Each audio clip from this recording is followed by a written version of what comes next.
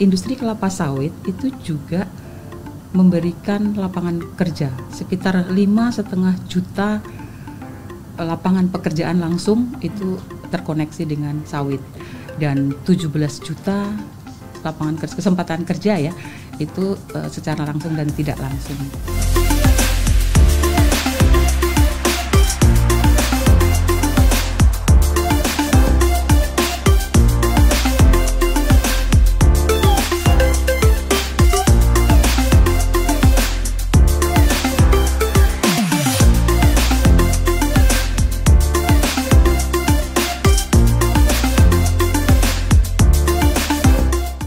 Oke, mungkin Bu Wahyu, langsung saja saya tembak nih. Pasti ada banyak hal yang sudah disiapkan, khususnya untuk mengatasi permasalahan yang ada. Seperti apa? Ya.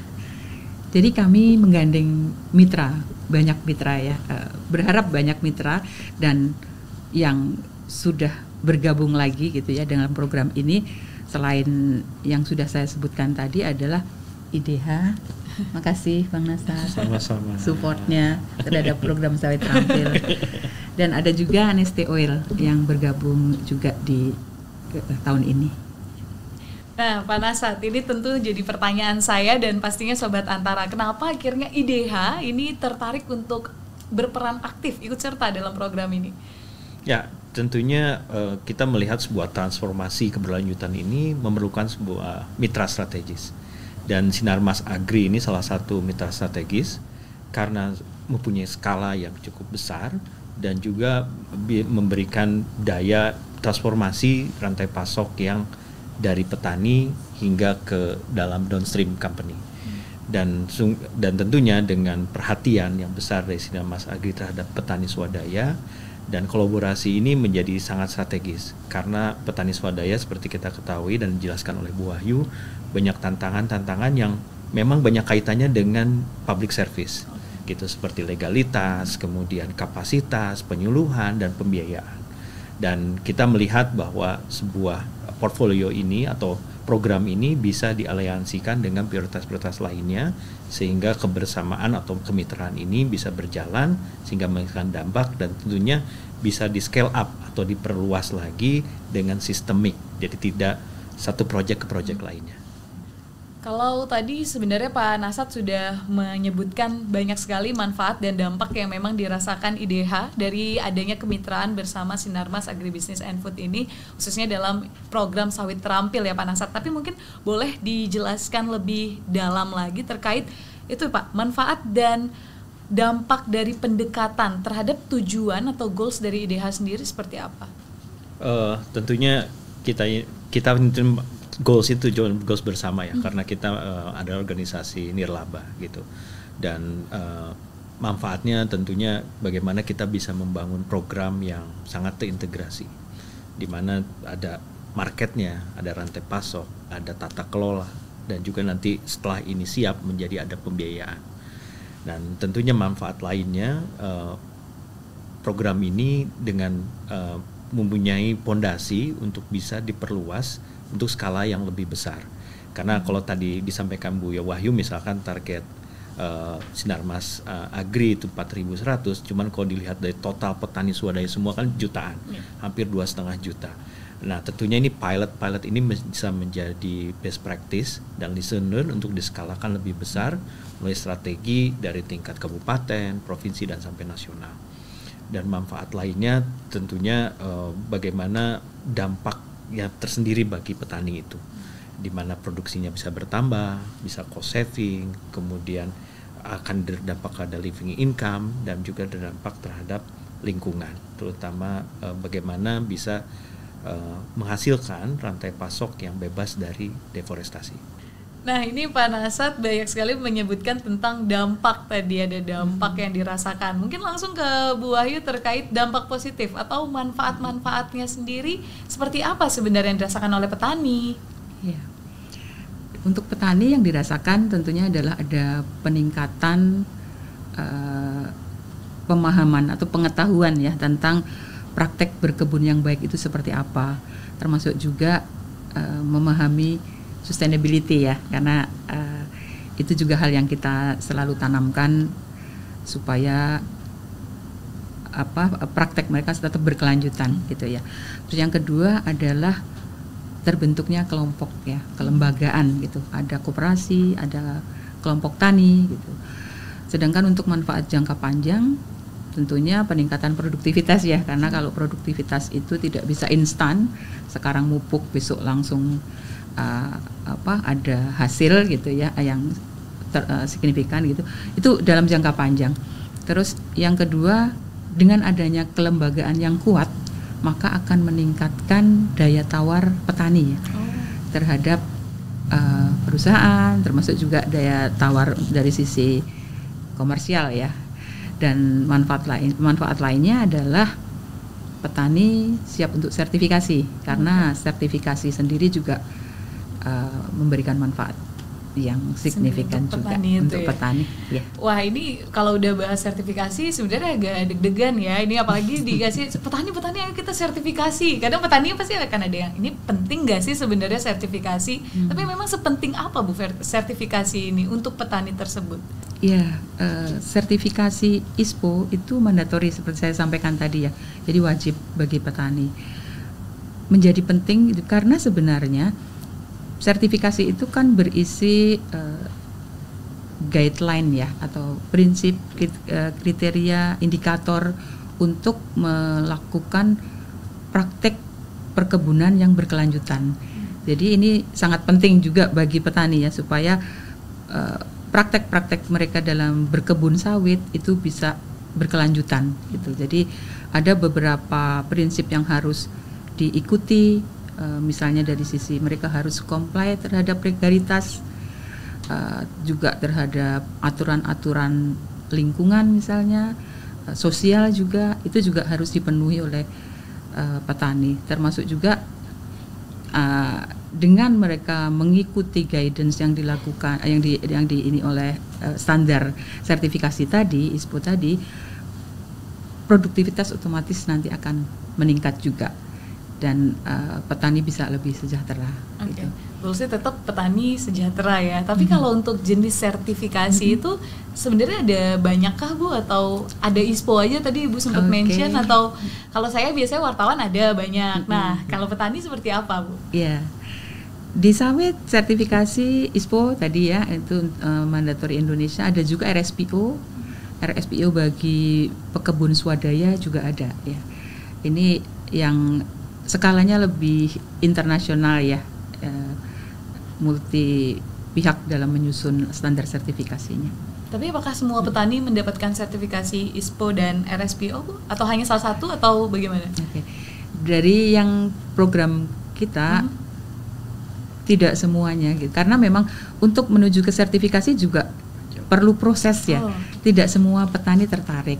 Ini sesuatu yang baru, terutama di area kita ya Bang Nasat ya, di mana di Langkat dan di Aceh Utara yang sekarang program kita jalankan itu masih baru. Jadi belum ada contoh ini nanti seperti apa sih gitu. Jadi masih menunggu, wait and see. Jadi ini sudah ada 2 yang kita daftarkan ke RSPO untuk program sertifikasi, dan ada 3 lagi yang menyusul gitu ya, lagi dalam proses untuk kelengkapan administrasi. 3 kelompok itu ya? 3 kelompok ya. Target kita 5 ya, semoga 5 bisa sertifikasi semuanya. Itu lebih dari 40 orang ya? Lebih, ada 270 petani dan 250 petani untuk yang sudah kita daftarkan ke RSPO ya. Jadi kita berharap juga dengan kalau sudah ada yang sertifikasi nanti akan menarik petani lain untuk berkelompok, untuk kemudian bersertifikasi. Sekarang sudah ada 2.500 juga sih yang kita data untuk kelengkapan administrasi. Tinggal ya kita lihat nanti. Ya, karena masih akan menunggu ya. Betul. Karena pas perjalanan karena masih prosesnya panjang. Panjang. Karena harus ada pengurusan administratif. Kita harus pastikan area-areanya itu aman ya, legal. Dan juga ada izin-izin yang harus kita urus ke Pemda, ke dinas terkait gitu, supaya bisa memenuhi standar sertifikasi tadi. Ya. Pak Nasat mungkin menyambung tentang sertifikasi juga, bagaimana akhirnya IDH melihat sertifikasi ini untuk petani swadaya, apakah suatu terobosan yang bagus? Karena kalau untuk evaluasi mungkin belum ya Pak, karena masih proses, tapi bagaimana terkait hal tersebut atau manfaat yang dirasakan nanti ke depan bagi petani swadaya mungkin seperti apa? Ya, sertifikasi itu seperti identity atau identitas gitu, dan juga quality assurance gitu, dan tentunya dari pemerintah sendiri untuk ISPO seperti disampaikan mandatory, berarti kan harus atau keniscayaan gitu, dan kita lihat bagaimana, namun proses untuk menuju ke sana tentunya memerlukan proses, biaya dan juga penyadaran gitu. Jadi suatu pekerjaan kolektif gitu. Jadi memang kita lihat sebagai peran kita lagi kembali sebagai convener itu bagaimana ada suatu inisiatif yang baik dan kita bisa mengundang dukungan yang lain, terutama dari public service, karena tadi kalau Bu Wahyu sampaikan mengenai tanahnya, kemudian mengenai produktivitas, support system yang sebagai swadaya itu terkadang memang tidak terkoneksi satu sama lain, dan bagaimana konektivitas ini bisa dibangun. Tentunya sertifikasi ini berhubungan juga dengan market, dan tentunya market ini mau pilih yang mana. Tapi paling tidak dengan suatu sertifikasi mandatori yang sudah dijalankan untuk menuju apa yang market mau, itu tinggal langkah berikutnya yang terkadang itu selaras satu sama lain. Sebagian besar selaras satu sama lain. Jadi tidak saling berkompetisi tapi saling menguatkan satu sama lain. Nah, ini berarti memang punya dampak yang bagus terutama untuk melindungi hak-hak yang dimiliki oleh petani pada sertifikasi ini. Jadi kita harus semakin menggaungkan mungkin nanti tantangannya ya Pak. Betul. Mungkin dari Bu Wahyu ini obrolan yang luar biasa sekali, dan saya yakin sebenarnya kalau membahas tentang program ini bisa sampai besok ya Bu ya. Tapi tentunya di kedepannya kita tahu jika Sinarmas Agribisnis and Food ini mempunyai banyak rencana atau plan-plan lainnya, tapi mungkin boleh dijelaskan, dibocorkan dari Bu Wahyu seperti apa rencana selanjutnya, apakah masih terkait dengan program ini atau bagaimana? Iya, yang jelas kami akan melanjutkan program sawit terampil ini karena sampai dengan IDH sampai Maret ya Pak ya, 2024 ya. Betul, tahun depan. Ya, tahun depan. Dan kami juga mengundang partisipasi dari partner yang lain gitu untuk bisa meningkatkan skala atau jumlah petani yang bisa kita support melalui program sawit terampil. Kalau dari sisi Sinarmas sendiri, kita ingin terus memberikan pelatihan supaya petani lebih memahami praktek berkebun yang baik gitu, dan juga dari aspek sustainability.